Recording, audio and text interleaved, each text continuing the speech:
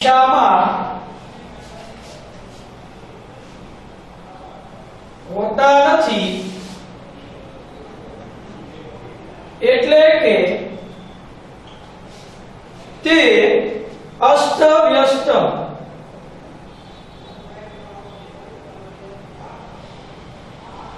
દિશામાં હોય છે, તેને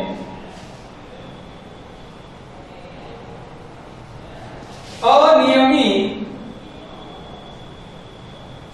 પરાવર્તન કહે છે। ઉદાહરણ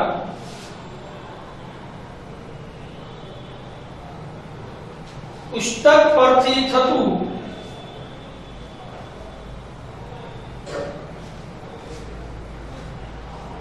પ્રકાશનું પરાવર્તન,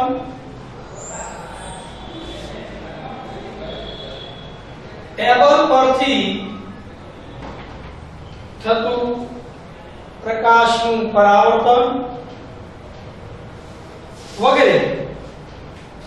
કારણ કે દુનિયામાં સૌથી વધુ પરાવર્તન જે થાય છે તે અનિયમિત પરાવર્તન છે।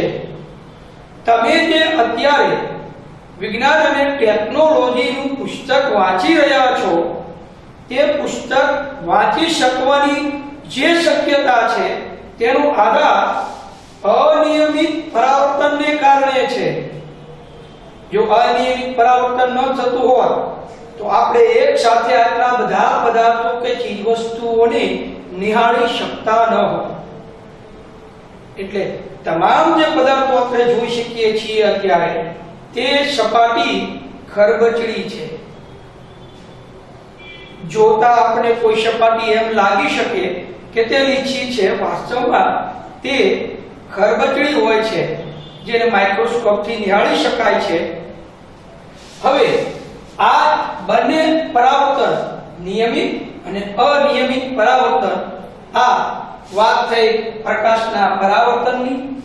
આ પ્રકારો જે છે તેની ઉપરથી આપણે પ્રકાશના પરાવર્તનના નિયમો સમજવાના છે।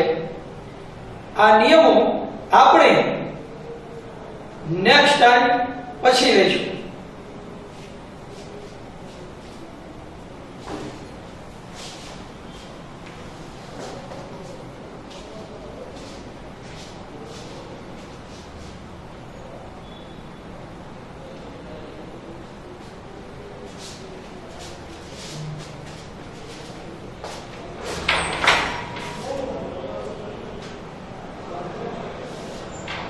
मेरे